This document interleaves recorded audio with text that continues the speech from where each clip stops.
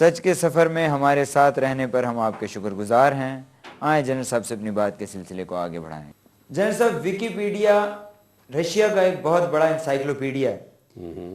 آپ پر مضمون لکھتے ہوئے وہ آن لائن یہ الزام لگاتے ہیں کہ جنرل حمید گل امریکہ کے ہاتھوں میں کھیلتے رہے، سی آئی اے کے پیسوں کو استعمال کرتے رہے، سی آئی اے کے ایجنٹ کا کردار ادا کرتے رہے۔ آپ کیا کہیں گے؟ دیکھیں، بات یہ ہے کہ اس میں امریکہ کا اپنی دلچسپی ہوگی، لیکن پاکستان کی اپنی دلچسپی تھی۔ پاکستان کے بارڈر کے اوپر ایک سپر پاور خواہ ایک غریب اسلامی ملک، ہمسایہ ملک، برادر ملک، جس کے ساتھ ہمارا کوئی 2500 کلومیٹر کا بارڈر ہے، اس کے اوپر آ کے بیٹھ گئے تھے۔ اگر وہ وہاں کامیاب ہو جاتے تو پھر اس کے بعد کیا ہوتا؟ تو ایک اسٹریٹجسٹ کو یہ سوچنی پڑتی ہے۔ تو اس میں یہ جو ان کا خیال ہے کہ امریکن ڈالر وہ آتے تھے امریکہ کے، وہ کہاں سے آتے تھے؟ میرا اللہ تعالیٰ فراہم کرتا تھا، اللہ تعالیٰ نے یہ سارا اسباب بنایا۔ سر، سی آئی اے فراہم کرتی تھی یا اللہ تعالیٰ؟ اللہ تعالیٰ۔ سٹنگر انہوں نے میزائل دیے، جن کو آج دہشت گرد کہہ رہے ہیں، ان کو سٹنگر میزائل دیے انہوں نے، state of the art technology دی انہوں نے، جس کی وجہ سے سوویت یونین کے بہت نقصان ہوا اور ان کو شکست کھانی پڑی۔ آپ نے اپنے ایک انٹرویو میں یہ بھی کہا تھا کہ یہ سٹنگر میزائل اب طالبان کے ہاتھ لگ گئے۔ کچھ ہیں بالکل آئے تھے، پتہ نہیں اب ان کی کیا افادیت ہے، مجھے یہ نہیں پتا، کیونکہ ہر ایک ویپن کی ایک لائف ہوتی ہے اور یہ بہت ہائی ٹیک چیزیں ہوتی ہیں، تو اب مجھے نہیں پتا کہ ان کی کیا صورتحال ہے۔ لیکن ڈیفینیٹلی، کیونکہ سٹنگر تو کرسٹینا روکا کا ایک پروگرام تھا جس کا نام تھا ٹروجن ہارس، اور جس میں یہ 2 لاکھ ڈالر کے ایک سٹنگر خریدتے رہے ہیں، واپس خریدتے رہے ہیں امریکن۔ تو اگر اتنے اہم تھے تو دیے کیوں تھے؟ میں یہی کہہ رہا ہوں نا، تو یہ تو اللہ تعالیٰ نے ان سے کروایا یہ سارا سب کچھ۔ دیکھیں، ہم مسلمان ہیں، میرا تو یقین ہے کہ یہ نہ امریکہ تھا نہ کچھ اور تھا، اگرچہ آدھا پیسہ سعودی عربیہ دے رہا تھا اس کے لیے، اور چین ہماری مدد کر رہا تھا۔ اور یہ کہنا کہ میں ایجنٹ ہوں، میں کسی کا ایجنٹ ہوں، میں پاکستان کا ایجنٹ ہوں، کل بھی تھا، آج بھی ہوں اور آئندہ بھی رہوں گا۔ سر، چین کو کیا وہاں پر خدشات تھے روس کے حوالے سے؟ دیکھیں، بات یہ ہے کہ چین جو ہے وہ بات کو سمجھ رہا تھا۔ ایک تو پاکستان کی طرف جو خطرات بڑھ رہے تھے، پاکستان ان کا بہت ہی قریبی دوست ہے، اور یہ سمجھنی چاہیے بات ہمیں کہ کیسے ایک کمیونسٹ کنٹری کے خلاف چین جو تھا وہ پاکستان کی حمایت کر رہا تھا اس سلسلے میں۔ اب وہ تو نہیں پیسے لے رہے تھے، وہ بھی مدد کر رہے تھے ہماری، تو اس میں ہمارے سراسر مفادات تھے، پاکستان کے اسٹریٹجک مفادات تھے، اور اللہ نے بڑی کامیابی دی۔ یہ جب کبھی بھی تاریخ جو ہے لکھی جائے گی، بالکل بے طرف ہو کے لکھی جائے گی۔ جب یہ امریکہ جو دوسری سپر پاور ہے یہ بھی تھک ہار کے واپس چلے جائیں گے، اس کے بعد اصلی جو تاریخ ہے وہ لکھی جائے گی، تو انشاءاللہ اس کے اندر اس ناچیز کا جو ہے وہ کردار صحیح طور پہ سامنے آئے گا۔ جنرل صاحب، کل پاکستان کی آرمی میں طالبان کی حمایت بدرجہ اتم موجود تھی، لیکن آج ہم یہ دیکھتے ہیں کہ انہی طالبان کو ہم گوانتانامو بھجوانے میں بہت انٹرسٹڈ ہیں۔ اتنے بڑے سر پالیسی ڈیفرنس کے ساتھ کیا آئندہ کوئی پاکستان کی آرمی کی اسٹریٹجی کے لیے کام کرنے پر تیار ہوگا؟ جی ہاں، یہ 9/11 کے بعد جو فیصلہ کیا گیا، میرا خیال ہے کہ یہ ہماری نسلوں کے لیے بہت مہلک ہے، اور آئندہ بھی جانے کے لیے مسئلے ہماری جو مستقبل میں آئیں گی وہ غالباً اس کے اوپر شرمسار ہوں گی، کیونکہ یہ ہم نے خوف تلے یہ پالیسی بنائی، ہم خوف زدہ ہو گئے، ہمارے حکمران خوف زدہ ہو گئے، قوم کو تو پتہ ہی نہیں چلا کہ کیا ہوا۔ قوم تو ابھی تک محروم ہے اس علم سے کہ آخر یہ کیوں فیصلہ کیا گیا۔ خود امریکن بھی حیران تھے کہ ہم نے تمام ان کی شرائط کیوں اتنی جلدی مان لی۔ تو یہ بات تو اپنی جگہ درست ہے کہ یہ جو یو ٹرن لیا گیا وہ پاکستان کے مفادات کو کسی طریقے سے بھی سیٹسفائی نہیں کر سکا۔ مثلا یہ کہ کشمیر کا معاملہ تھا وہ اور بھی خراب ہو گیا، حالانکہ وہ بہتر ہونا چاہیے تھا۔ اور جب ہمارے صدر صاحب نے یہ اس وقت تقریر کی تھی غالباً اپنے فیصلے کے دفاع میں، 19 ستمبر کو قوم کو خطاب کیا تھا، اس میں کہا تھا میں کور انٹرسٹ کو بچانا چاہتا ہوں۔ اس میں کشمیر آتا ہے، ہمارا نیوکلیئر آتا ہے، اور ہمارے جو اپنے قوم کے اندر وہ ہیں معاشی کنڈیشن تھی وہ تھی۔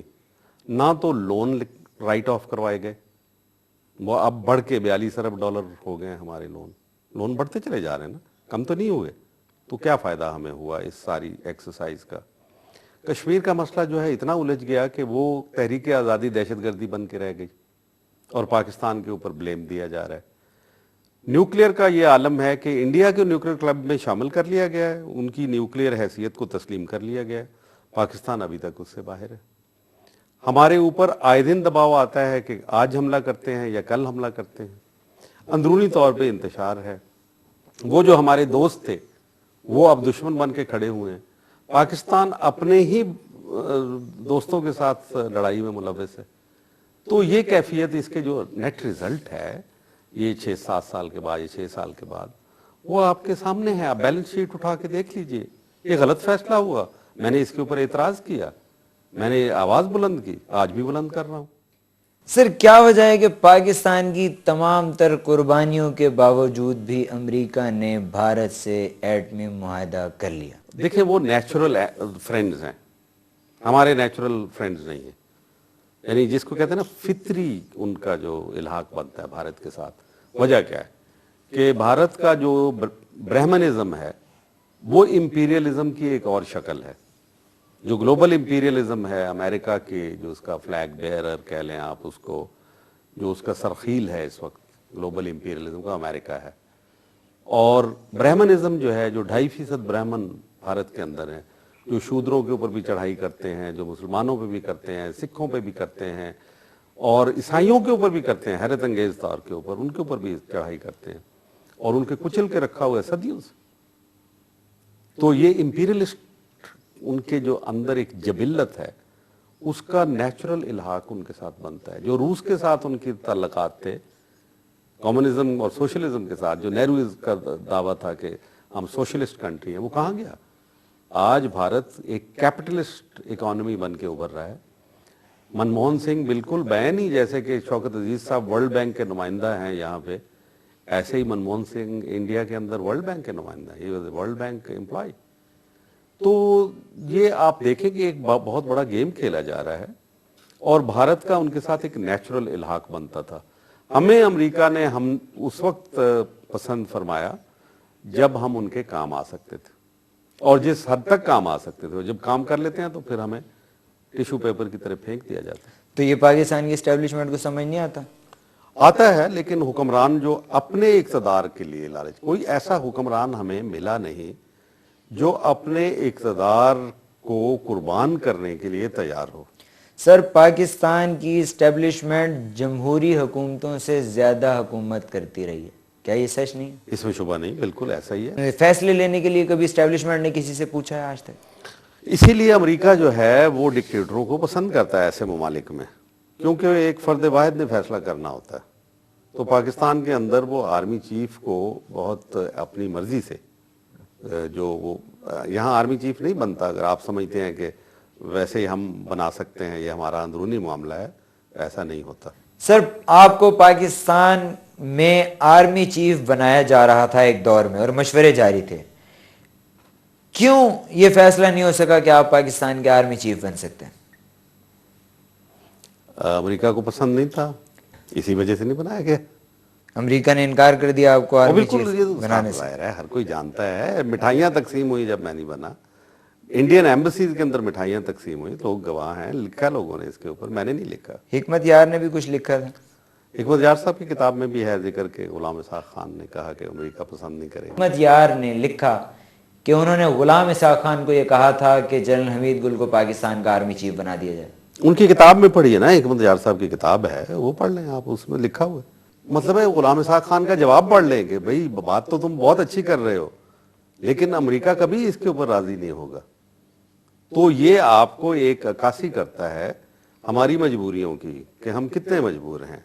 यानी हमारी आज़ादी जो है वो बिल्कुल बराए नाम है, हमें मुल्क दिया गया लेकिन हमें आज़ादी तो नहीं दी गई।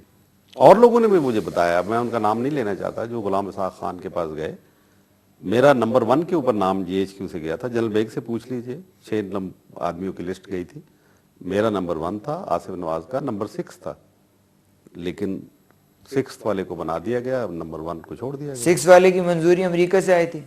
میں نہیں جانتا، لیکن یہ ایک بات طے ہے کہ امریکہ کی منظوری کے بغیر یہاں آرمی چیف نہیں بنا کرتے۔ جاننا چاہتے ہیں کہ سچ کیا ہے؟ ہمارا ساتھ دیجیے گا، حاضر ہوں گے ایک بریک کے بعد۔